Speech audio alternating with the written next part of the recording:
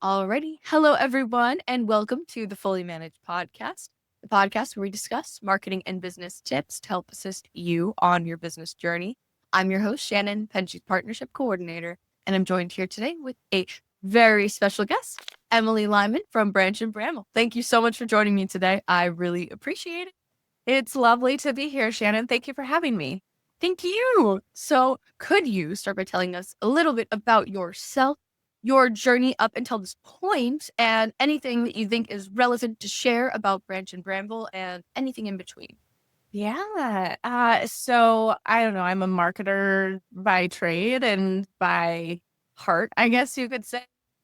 That I fell into marketing, but absolutely loved it. So quit the world of finance and investing, and I was like, Beautiful. I'm gonna go do something else. And so found myself as an in-house marketer for large publishers. We work, etc. I've kind of run the gamut on a lot of big brands, and then decided to start my own agency, which has been challenging and fulfilling and quite delightful. And so, yeah, Branch and Bramble is a marketing agency specifically for lifestyle brands. Then we help them really connect to their audience and drive long-term loyalties through the empathetic marketing lens. We have quite a number of great brands under our belt. Patagonia, Paramount, we're working with, just to name a small few. And most recently, I guess, and probably honestly the most interesting thing about me is that my husband and I recently moved from Brooklyn to the Catskills and bought an 8-room bed and breakfast and became chicken parents just because we inherited it through the land sale and started on a whole new journey that way. You know, you didn't mention the chicken parents thing earlier. I'm a reluctant chicken mom. Okay. Honestly, they're very stressful because I never know what they want or need. I'm doing a lot of research all the time. I'm like, I didn't know roosters needed their cones Vaselined in the winters and like all that stuff. So it's stressful. That sounds stressful. But it sounds like a wonderful thing to start and to get into. Do you this is a chicken question, which is not marketing related, but Love it. Love it. Let's do it. Let's do it. do you use the eggs from the chickens for the bread for the breakfast? Yes. That is awesome. They're delicious. Except then you go down this path of like, why aren't my hens laying enough? And how do I get them to lay more? And anyway, again, all problems that all chicken parents know. I'm not unique to that. But also fun fact, chickens are more empathetic than marketers. So just in case you need to tie in chicken, in case anyone watches this podcast and is like, why are we talking about chicken? Yes. It all goes back to marketing. You have to market yourself with chickens. Okay. I just asked because I grew up on farmland and I never liked eggs by themselves until I had fresh eggs from someone's farm and I was like, "Oh my God, this changed my life." They're delicious. They're so different. They're so much better and so much fresher. And why would you go anywhere else? Why would you? It's amazing. Anytime I see like on the side of the road, I drive past someone that's selling eggs, I just buy them. I don't want eggs from the store anymore. Love it. Love it. Anyway, transitioning back to marketing. Yes. You said that there were a lot of challenges having Branch and Bramble become what it is. What was the biggest thing? How did you tackle it? Like any advice that you might give when someone's starting their own agency? Man, it's lonely at the top. And it's not, that sounds so conceited to say, right? Not even just the top of like, the best agency, but just you're as a business owner, all decisions rest on you, right? The buck stops with you kind of thing. And so it can be very isolating. It can be very motivating. It can be very fulfilling. But I would have to say for business owners who are starting out, man, build up your community and almost like a board of advisors, and really have sounding boards that you trust and can go to just to bounce ideas off of and talk out, your thoughts, because, that's not necessarily always something you can do um, with everybody within your business realm, like your team, et cetera, right? As being a leader, yes, you want to be vulnerable, you want to be transparent, but at the end of the day, there's still um, there's still aspects of being a leader that can be really lonely, and having those sounding boards in that business, that board of advisors, can be really, really helpful. Yeah, for sure. There's definitely people that you should be able to trust, because I think it's very difficult for anyone that owns a business company, whatever it may be, to get out of their heads. Yep. Yep. Mhm. Be 100%. people that'll give you good opinions on different things that you're lost in, or maybe Yeah. need help in. Mhm. Yep. How were you able to build your team? Yeah, I've been very fortunate to just adore my team. I love working with them every single day. We are scrappy, we are imaginative and creative and really fucking kick ass at our jobs. And I have met all of my team members either through, just my years of corporate life and working at agencies, and everyone as the people transition, I was able to bring them on into my team, and or ask them who their contacts were and utilize their networks for their recommendations, because at the end of the day, um, they are experts in their own fields, and they're going to know other experts who they can bring on and who they trust, right? So I have found that if I trust someone's work ethic and I trust them to get the job done, they are in turn going to trust the people that I want to work with, essentially.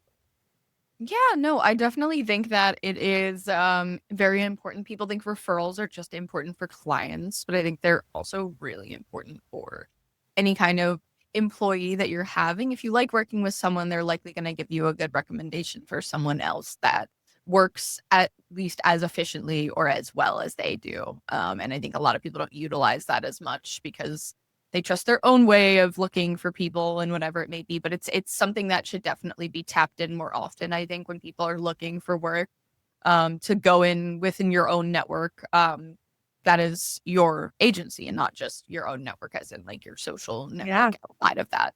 100%. And I'm fortunate because my team and I we have a very close working relationship. They have been gracious enough to share their networks and their contacts with me and with the agency.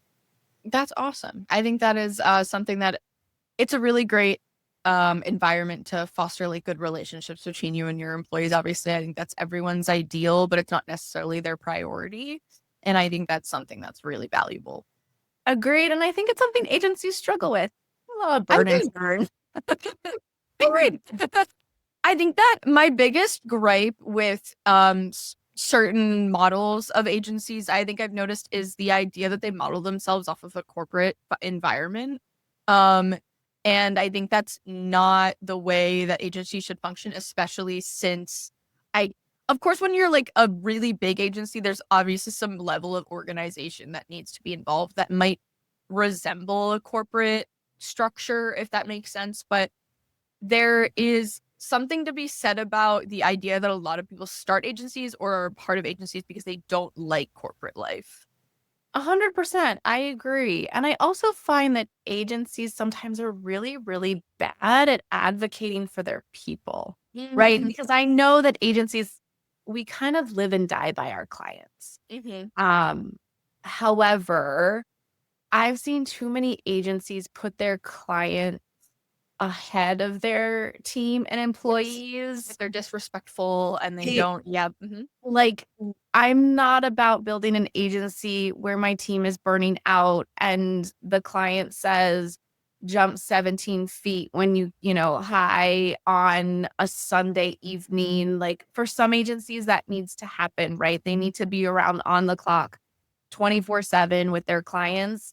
I have purposely chosen not to do that and purposefully make sure that my clients know that when they come on. Like, we want to be your partner, we want to be transparent, but we all need work-life boundaries. Yeah. Even your agency does, right? So No, I think that's incredibly valuable. And I think that it shows that you respect and value your team. It's not just, I, I think that if you have confidence in your work and your team and everything that you can do, you're more easily able to set boundaries with your clients. I think that there's definitely a level of when you're earlier on starting your agency, you kind of have to maybe accept some clients that maybe aren't the best fit or make you the happiest. But at a certain point, I think everyone wants to get to the point where they get to pick their clients. And they should not be picking clients that are sacrificing the happiness of their employees. Obviously, people are going to have bad days, but if it's a bad campaign overall, you're going to lose people.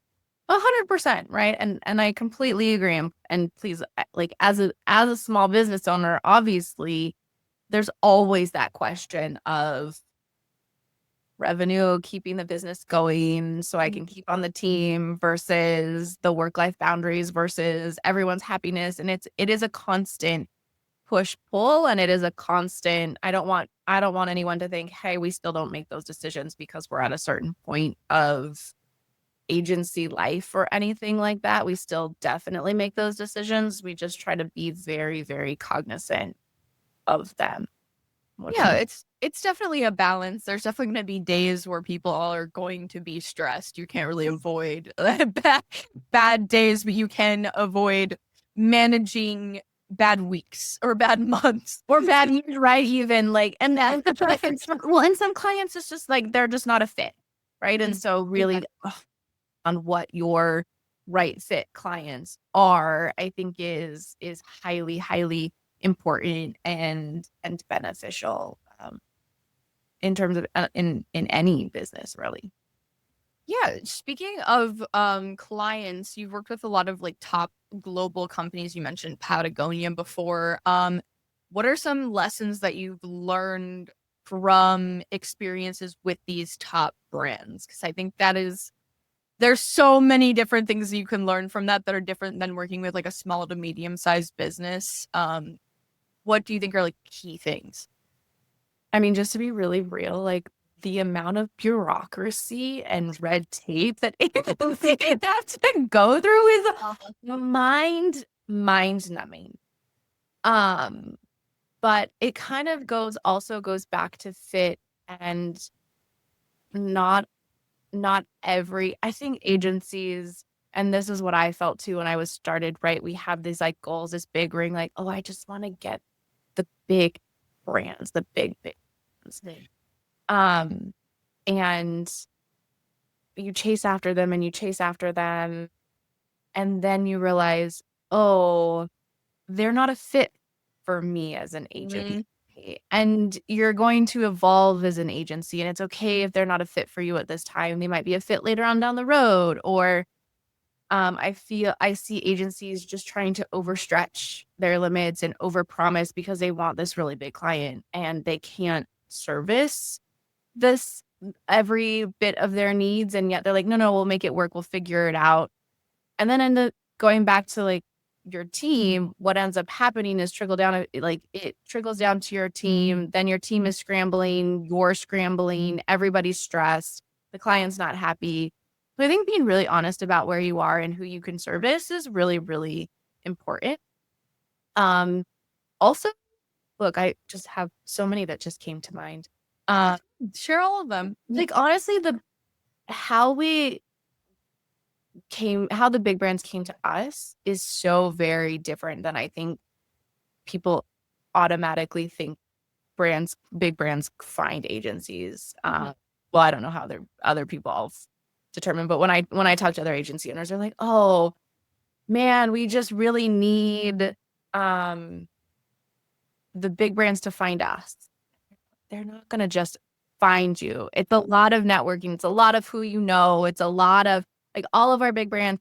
They were a personal referral to us. And we nurtured those referrals and we nurtured those contacts, and that is how that happened. I can think of so many agencies who grew just exponentially because they became an agency of record from a big client, and division after division after division of that big client came on to them as an agency, right? Which is a whole different separate thing and not great to build your full revenue stream off of one brand. But it was who they knew. It was who they knew. It was who they knew. So I think there's some element and aspect to that, yes, build your lead gen pipeline, but part of your business development, part of your lead gen, it needs to be networking. I hate it. I hate networking. I'm not an extrovert. I'm a shy, corny, weird person, and who's socially awkward, but even if I get out to just 1 to 2 events a month or attend Zoom, coffees or whatever 1 or 2 times a month, like it has to be part of your business development. No, I completely agree. I think LinkedIn was a thing that made me kind of annoyed. I was annoyed that it existed in the first place. It was like, oh, a professional social network. That sounds awful. Yeah. I want to get off my phone generally for normal social media. I don't want to have to use it for job placement. It was just, but it is an incredibly useful tool. And what I like to see the benefits of it, which there are so many, are the idea that networking before, you really just had to know a guy that knew a guy in person. And LinkedIn, you can connect with people so much easier and then just kind of seed your way into their feed. Yes, 100%. And we've also gotten a ton of leads through LinkedIn, right? Because of the content, not that that the agency is posting, but also that I'm posting, that our team members are posting, et cetera, et cetera. So it really ripples out. And people do really trust a brand, I think, more when they think they know the person that runs the brand. I think that LinkedIn is super helpful in kind of harboring trust and transparency. I do like to see there is some things on LinkedIn that I read and I'm like, oh my God, I cannot believe someone posted this on a professional platform. But there are very nice, transparent things that I see on LinkedIn that I really love to see in professional spaces where people are being honest about how they're struggling or that things aren't always easy to do, especially in agency life. I think a lot of people like to be this higher than thou personality, like nothing goes wrong, my life is so good, this is my day-to-day, blah blah blah. And that's so not true, and I think everyone that's involved in agency work knows that that's not true, and there's ups and downs constantly, and LinkedIn is a great place for people to be transparent about that, and so that people trust them and know them better, or feel that they know them better. 100%. Work with them. Yeah. I mean, well, my chicken content, some of my top LinkedIn content. That's awesome. No, you said I didn't see it, but if you do post it, you should post it more. You should post your thing. What? Yeah. I'll try. I'll try. I have a few more in my in my back pocket. People will get that comforting vibe from you, and they'll be yeah. Or I like. I think my top post was how chickens are like marketers, and I asked ChatGPT, and it came up with great. I do, but I think that that's truly, especially doing lifestyle brands. I think that you're doing things that are small businesses, medium-sized businesses, large businesses that are attracted to doing things outdoors. I think that that's a great way to market yourself. Oh, love it.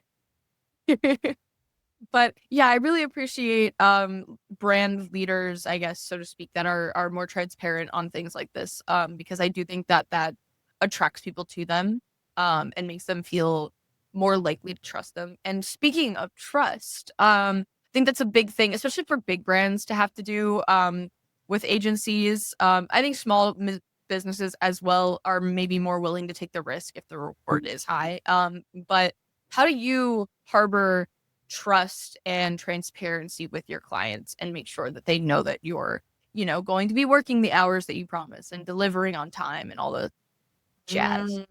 That's a great question, especially because we're a fully remote agency. And I mean, a lot of it is in the beginning, like before you really have a partnership or a relationship established, right? A lot of that is case studies, honestly, really being detailed in how you're working, how you work, what your approach is. I would say I go to so many agency websites and I don't know, I feel like they think their approach is a secret sauce. And so their websites don't have a lot of detail. I don't know how you're going to approach my content strategy or my social media strategy or my paid or whatever, blah, blah, blah. And so honestly, we have gotten a lot of feedback on our website, which is like, I really like what you put out there because you put your approach, you put your philosophies. It's not just, we're so great and we have all these clients. And before you even want to learn more, you have to, like fill out our contact form and reach out, schedule an exploratory call. Feels like a trick. Correct. It does. It feels Mhm. and some of the best advice as I've been building my agency that I gotten from another business owner is be interested, don't be interesting. Or sorry. Yeah. Yeah. Be interesting. Okay, we have what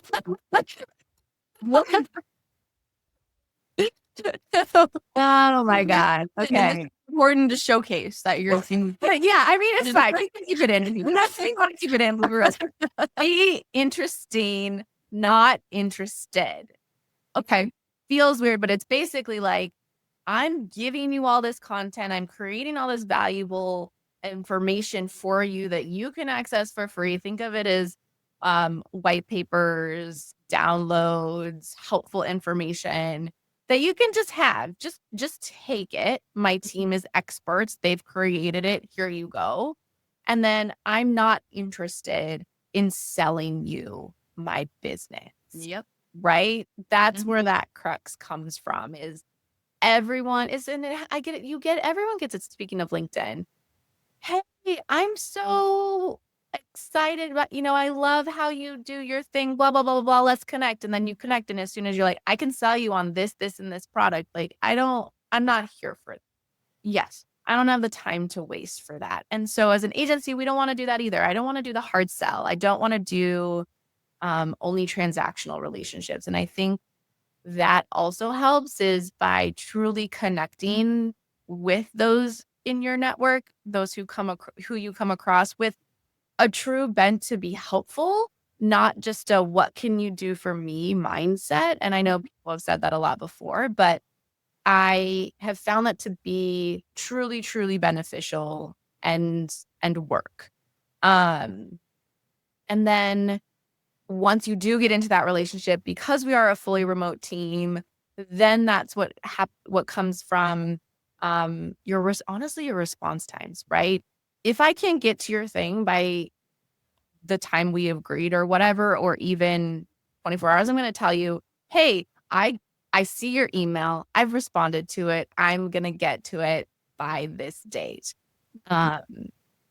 It seems so little, but I am flabbergasted by how many people and businesses and agencies have poor customer service and poor communication. Like email is an art, folks. Let's just understand that it takes a long time to craft a very good, very helpful email. And we just showed that time and time again, we put that effort into our comms. And we try to be very anticipatory of what our clients need so that we're going to them and offering solutions before they even have to ask for them. No, I definitely agree with the idea of providing value to your leads or not leads, just people. Because just people, because I think that that does attract people to you. That it is not just people know when they're being sold to. Like people aren't stupid, especially if they're already in this world. They know. And even if they don't know, if they feel like they've been tricked into a sales position, they're going to be uncomfortable. It's not going to leave a good taste in their mouth. So you want people to come to you because you've provided them value. And I think that's really important. I think that it also isn't a comfortable conversation for you to be like, hey, by the way, it's just, you want to be able to help in any way that you can. If you can provide help, people will feel this is a helpful person. I want to use their service because I feel like they've been helpful in the past to me. And that is a better connection than this person, I might need this right now, but this person kind of didn't really consider my personal needs. And therefore, I don't know if I want to be associated with them. I think it's just like people want to feel cared about and that they're important and an individual. And I think that isn't always considered when people are doing outreach or sales or whatever it may be. Their sales strategy should be personalized. And yes, that's difficult, of course, especially if you're doing it for a number of people. And you did say it, emailing is an art. It is, especially getting people to respond to it. I think maybe so many years ago, maybe it was easier because everyone opened everything, but now people are very overly concerned about spam and all of these different things, and they don't have time to waste on an email that isn't going to provide them value. Agreed, 100%. Yeah, it's a very difficult balance too, because I think that you want to get your message out there in a way, but you also want to provide value, and it's very difficult to craft something very specifically for that purpose and for people to believe you, that you're not selling to them even when you're really just not. It's just soft sale or whatever it may be. Even for the podcast, when we do outreach, I think a lot of people are concerned because a lot of people charge for their podcasts, and that's why they do outreach. We don't do that, but I think a lot of people, their first thing they ask, I get it every time, is there a price for this? Is there a blah, blah, blah? I'm like, no. I think I asked you that. I know. And that's such a normal question. It's not a dumb question. It's very, like, most people are concerned about that. I completely understand it. And I think a lot of people might just ignore our email because they assume that it's something like that. And so we have to craft our emails in a certain way that make people trust us off the bat, or at least ask the question of, is there a price on this? And it's difficult sometimes because people have been burned so much in the past of wasting time on something that they don't want to do it in the future, and they're overtly wary about what they're opening and what they're actually going to read into, because reading an email, even though it might take 2 minutes, it's still, you could be doing something better with your time. I think especially agency owners specifically stretched for time want to not open an email that's useless to them. Yeah, 100%. God, I keep saying 100%. I'm gonna find it in here.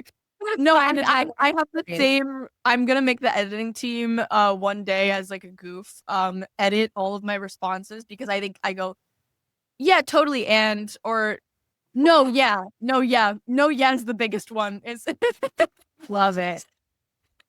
So don't worry, I have my cues.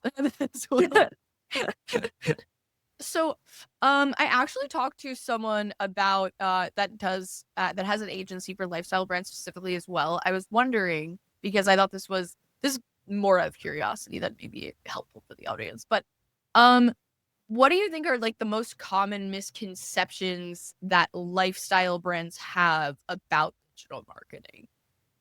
Ooh, that's a really good question, and not where I thought you were going. I get a lot of like, can you define lifestyle brand, and what does a lifestyle brand mean? And I was like, I mean, lifestyle brands often don't even know they're lifestyle brands, honestly.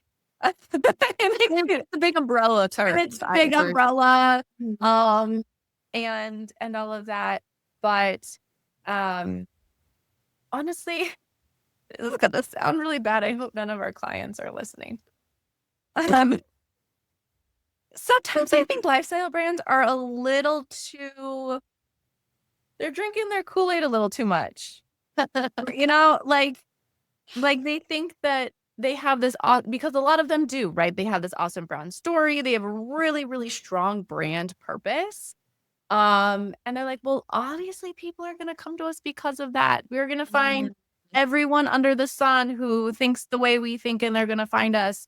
And they think that digital marketing is just this, you flip a switch and then people will find you once you start to post your blog, or once you put out paid advertising, or once you do an influencer campaign.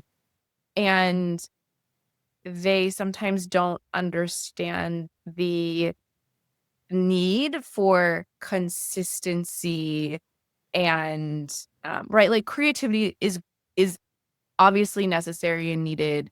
Marketing chops, yes, yes, yes. But the biggest missing component that I see from a lot of clients is consistency. You have to keep at this for 6 months or longer. That's not to say you're not getting leads or et cetera, but in order to see really true marketing change for your brand and to really build a loyal following, it takes time if you want to do it right.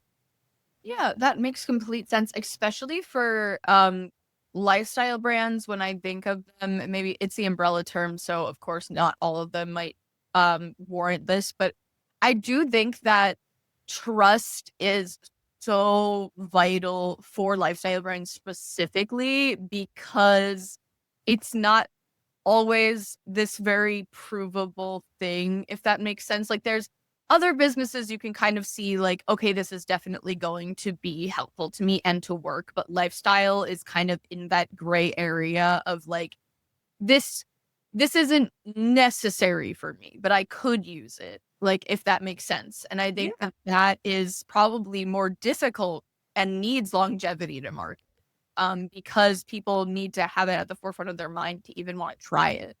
Right. Well, and you're asking people to often pay a premium too, right?